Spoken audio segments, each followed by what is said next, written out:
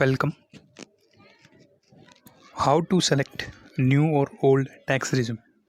जी हाँ, आजकल जो भी मिलता है वो पूछता है कि न्यू वाला इनकम टैक्स लेना चाहिए कि ओल्ड वाला इनकम टैक्स लेना चाहिए। तो इस वीडियो में आप देखेंगे कि कौन सा सेलेक्ट करना चाहिए।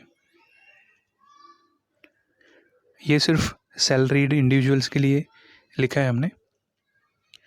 4 स्टेप्स आपको फॉलो करने हैं। जो भी आपकी इनकम है, डिडक्शंस है, अलाउंसेस है, इन्वेस्टमेंट है, उन सबको एक पेपर पे लिख दीजिए या एक साइड में कर दीजिए। फिर हम कैलकुलेट करेंगे टैक्स और इनकम। तो सबसे इम्पॉर्टेंट जो पार्ट है कि टैक्स और इनकम कैसे कैलकुलेट करते हैं। एक एग्जाम्पल लेते हैं। अगर किसी का ग्रॉस सैलरी 15 लाख है तो ओल्ड में कितना लेना चाहिए, न्यू में कितना लेना चाहिए।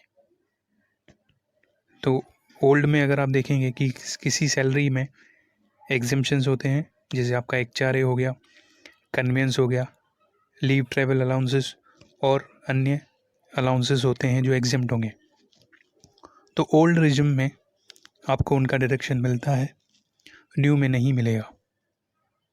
हमने एक एग्जांपल लिया है, हमने ऐसे ही इमेजिनरी फिगर्स लिए हैं।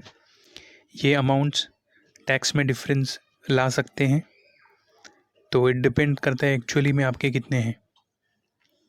इसके बाद प्रोफेशनल टैक्स का डिडक्शन मिलता है, न्यू में नहीं मिलेगा। स्टैंडर्ड डिडक्शन का ओल्ड में मिलता है, न्यू में नहीं मिलेगा। 50,000 सैलरी में स्टैंडर्ड डिडक्शन है, वो आपको लेना है ओल्ड में, न्यू में नहीं लेना है।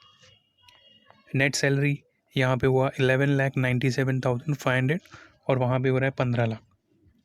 अगर आपने हाउसिंग लोन लिया है तो आपको 2 लाख तक मैक्सिमम इंटरेस्ट का बेनिफिट मिलेगा, न्यू में नहीं मिलेगा।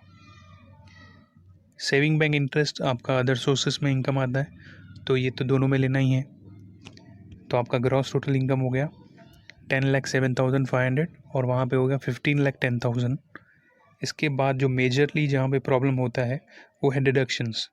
ATC में LIC, equity link saving scheme, tax saver FD, housing loan principal, public provident fund या प्रोविडेंट फंड, पेंशन स्कीम, ये सब के डिडक्शंस यहाँ पे मिलते हैं। ओल्ड में तो आप मैक्सिमम 2 लाख तक कर सकते हो। 1,50,000 नॉर्मली ATC में होता है और एक ATCCD1 भी है जिसमें 50,000 आपको NPS के लिए मिलता है। न्यू में सिर्फ आपको जो पेंशन स्कीम में कॉन्ट्रीब्यूशंस हैं वही मिलेंगे। फॉर एग्ज़ाम्पल अगर हमारे 50,000 के कॉन्ट्रीब्यूशन है पेंशन स्कीम में, तो न्यू में सिर्फ 50,000 मिलेगा।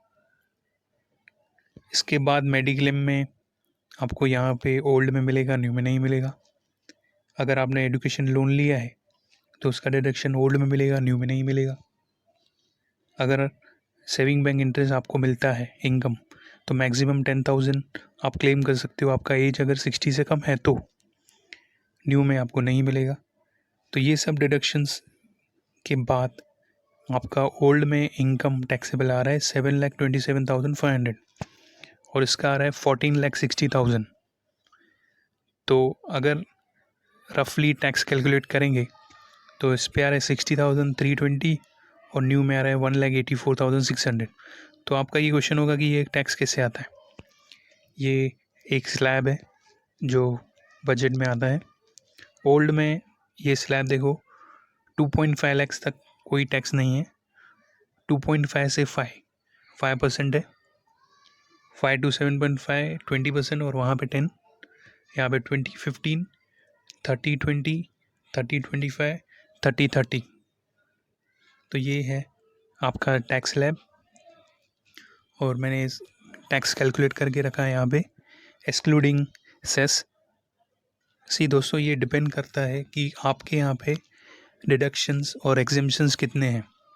यही चीज़ डिसाइड करेगी कि आपको न्यू टैक्स लेना चाहिए कि ओल्ड लेना चाहिए। मैं फिर से बोलूँगा, इनकम में से डिडक्शंस और एग्जेम्पशंस डिसाइड करेंगे कि आपको कितना टैक्स देना है ओल्ड में, न्यू में।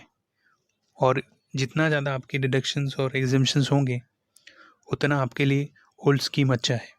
अगर आपके पास डिडक्शंस और एग्जेम्पशंस नहीं है या कम है तो आपके लिए न्यू टैक्स स्कीम बेनिफिशियल हो सकती है। Thank you.